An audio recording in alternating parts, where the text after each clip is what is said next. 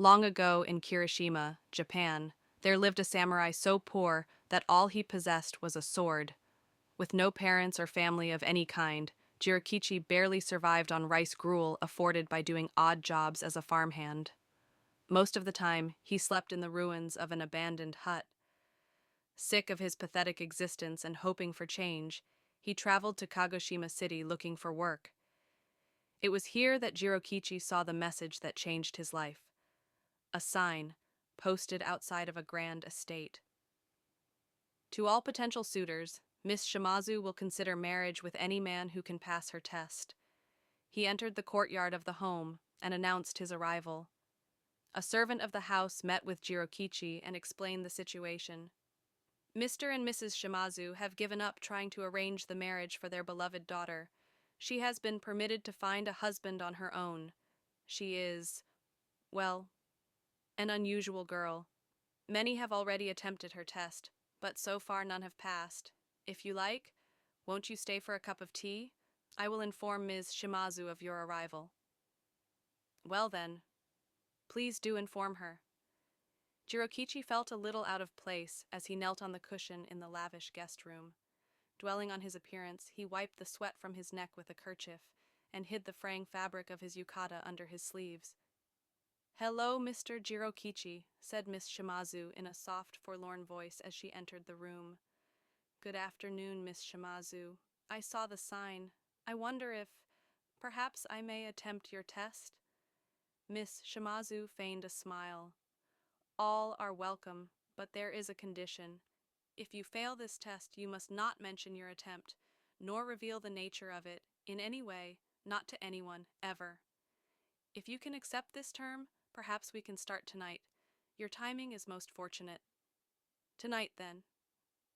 Jirakichi raised his cup in respect and drank it in one gulp before departing. He returned to the estate in the evening and was welcomed back with a thoroughly appreciated vegetarian meal and flask of sake. It was when the sun fully retreated and the world was enveloped in moonlight that Miss Shimazu entered the room. "Shall we begin?" Jirokichi nodded. "Yes, please." As the two walked quietly through the city streets, the bustle of civilization gradually subsided. Homes were starting to spread further apart, and once they reached the outskirts of Kagoshima City, the rustling of clothes, footsteps, and frog song became the only sounds to hear. The two lit their lanterns and made their way up a small mountain road. A thick fog rolled through the forest, but Miss Shimazu led the way as if she had been there thousands of times. Headstones began to appear little by little, and soon they reached a cemetery. "Wait here. Extinguish your lamp," Miss Shimazu said curtly as she disappeared into the fog. Jirokichi began nervously chewing his bottom lip as he stood around, listening to the whispers of the wind. Miss Shimazu returned to Jirokichi wearing a pure white gown, reserved for funeral service. "Follow me." The two walked through the cemetery, shrouded in darkness. Jirokichi, hand on sword, confused as to what would happen next. They arrived at a grave site with freshly packed earth.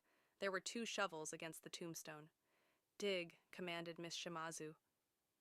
And so together, Jirokichi and Miss Shimazu excavated a coffin. Miss Shimazu opened the lid to reveal a baby, dead perhaps only a few days. She fervently sunk her teeth into its neck and chewed the meat. "If you'll be my husband, eat what I eat." Miss Shimazu tore an arm off the corpse and tossed it to Jirokichi. Without hesitation, poor and terrified, Jirokichi replied, "Hi!" and bit into the soft, fleshy arm. Miss Shimazu watched as he swallowed. "Delicious! May I have more?" Jirokichi exclaimed. Miss Shimazu eagerly climbed out of the hole and approached Jirokichi with the dismembered corpse.